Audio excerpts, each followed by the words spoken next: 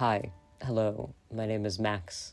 I am your local trans bookworm, and welcome to my little YouTube channel, my little corner of the internet, where I recommend books and talk about the books I read. This is the booktube newbie tag, because, like I said, I'm starting a YouTube channel. Here it is. Welcome. To start off with, why did I start this channel? I started this channel because I yap about books in real life, and I've wanted to make videos and a YouTube channel for a long time. As a Gen Zer who grew up on the internet watching YouTube, every Gen Zer at some point wishes to make videos, and I am finally actually doing it, because it's something I wanted to do for a long time, but also inspired by multiple booktubers that I watch, finally making the leap myself. To answer the next question about, fun and unique things that I myself can bring to booktube, I am a queer trans man, and I don't see too many people on the internet like me talking about the books they read and the things that they sort of enjoy. So I think, as a queer trans man who primarily reads queer stories, I think I can bring, an interesting perspective, but also an interesting recommendation list to booktube that is not always the focus of some booktubers. I am really excited about just kind of getting to yap about the books that I enjoy, and not having to end up forcing my friends to listen to me yap about them, because that is usually who ends up on the receiving end of my yapping. But here is an outlet for me to be able to just yap to my heart's content about all of the things that I read. We're going to combine a couple questions about why do I love reading, when did I start reading, we're going to combine that. I, much like many children of my age in the early 2000s, started reading because I was encouraged to by teachers and my parents, mostly my mom. It's my mom. My mom is the primary reason I read. It encouraged me to read a particular book series about a wizarding boy, but also Percy Jackson. I am a Percy Jackson kid, 100%. Not on the main bookshelves that I have, but on shelves I have elsewhere in my room. I have every single Percy Jackson book. I reread them a couple years ago, because actually, this is another, part of my reading journey. I read for a long time, the Percy Jackson series. I read the couple books in the Emily Winsnap series when I was a kid. The Wizarding Boy, that series, which we're not going to talk about because fuck J.K. Rowling. I said it, fuck J.K. Rowling. But I also like the Shadowhunters series. I read that. A lot of just queer YA novels. Simon versus the Homo sapiens Agenda, big one that comes up. Carry On by Rainbow Rowell, one of my favorite books of all time. Actually, it's right here on my shelf. It's right below this one, right over here. Hold on, can I pull it out? Carry On by Rainbow Rowell, one of my favorite books of all time. But anyway, I can talk about that in the future.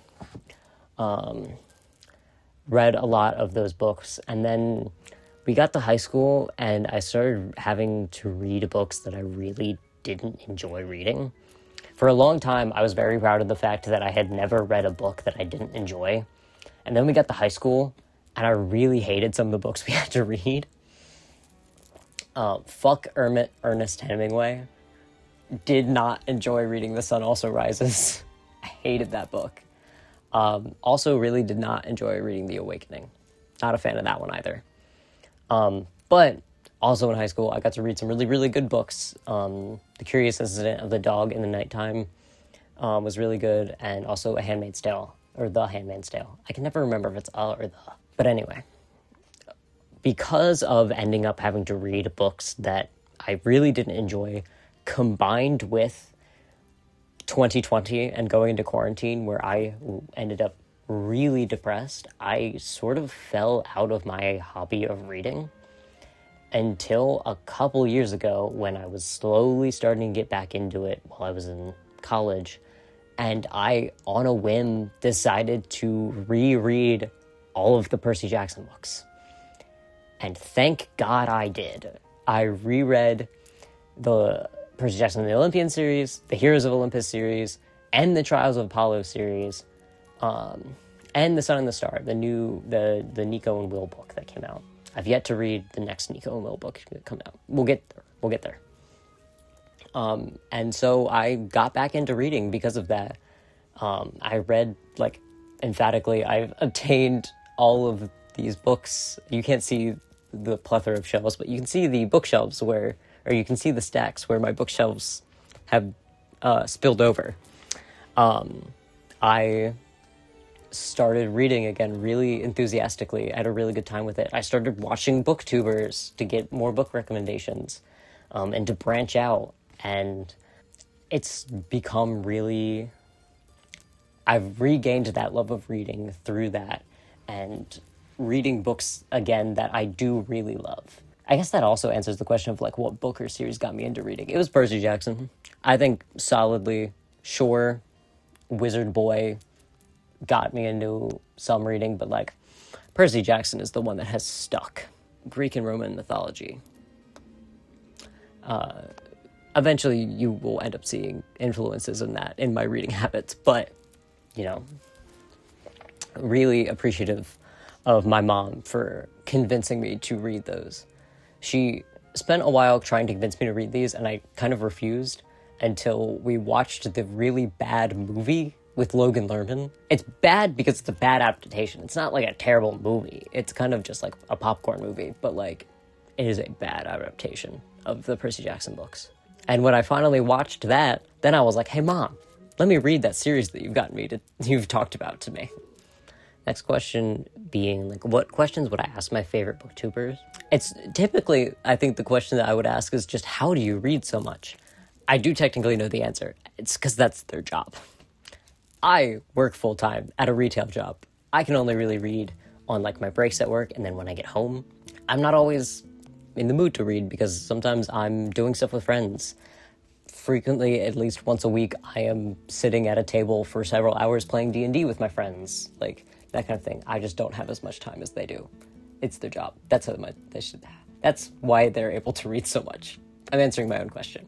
I don't know. I feel like I don't have many questions for my favorite booktubers because frequently they answer them in how they recommend books, what books they recommend, that kind of thing. The next question about, like, what kind of challenges do I think starting a booktube channel will be, like, hard to overcome is just, like, consistency. I read a lot as a hobby anyway, and it's just kind of the consistency of, like, sitting down and filming and doing that kind of thing, which I am trying to be better about in all aspects of my life anyway. So hopefully actually starting this will help me with that. I will say the biggest challenge for me already was just sitting down and doing it, because I've been saying for years that I wanted to do this, and I finally was like, hey, at the start of this year, I was like, I'm going to start doing this, and I planned to do it from the beginning.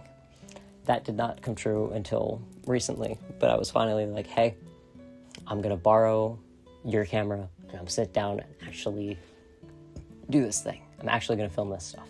I think just consistency. The reading aspect would not be the part of it. It's just kind of consistently filming. Other question being, where do I read? Frequently, like I said, I'm reading on my breaks at work. So just, like, in the break room at work, but, like, on the couch out in our living room. I don't have a car, so frequently when I'm, like, on the bus going to, like, I walk to work, so not then, but, like, going to, like, a Barnes & Noble to write, because I'm also a writer. I also really enjoy writing. When I'm going to, like, a Barnes & Noble to write, or I'm going to, like, a bookstore, or just, like, out and about. When I'm on the bus on public transport, I sit down and read there. But, like, I've been trying to get in the habit recently of reading before bed, so that I'm not just scrolling on my phone before bed, because it's bad. Just doom scrolling is bad, but also it's not great for your eyes either. It does not help you go to sleep. And then, what kind of books do I like to read? For a very long time, I was mostly a fantasy guy, mostly just an enjoyer of fantasy novels with some sci-fi mixed in there. Like I said, I was a big Percy Jackson kid. Emily Winsnap, like I said, also just like huge into fantasy. But also like my mom and subsequently me, a huge Star Wars fan, so also enjoyer of sci-fi. And those were sort of the main genres that I read. Getting older, now I play D&D, so I'm still a huge fantasy fan in that aspect. But since kind of coming back to reading, and especially coming back and trying to get into queer stories specifically, I have really, really fallen in love with the romance genre. I just really love, especially in a world that is not super kind to queer people, in America right now in 2026 especially, I really love reading queer romances because it's like, what if you got to have a happy ending? What if everything was kind of okay and you got to be happy? And it's great. It makes me feel good. I enjoy it. It's the genre that I enjoy writing, romance. I really love romance, but also fantasy. We also love fantasy. What are the books behind me? Can you see? Oh, yeah. Gideon the Ninth, the Locked Tomb series. Really love that series. That's sci-fi. But also, you see I think it's just off screen, but like the Song of Achilles. Classic. Those are also just off screen, but Casey McQuiston books. The Pairing.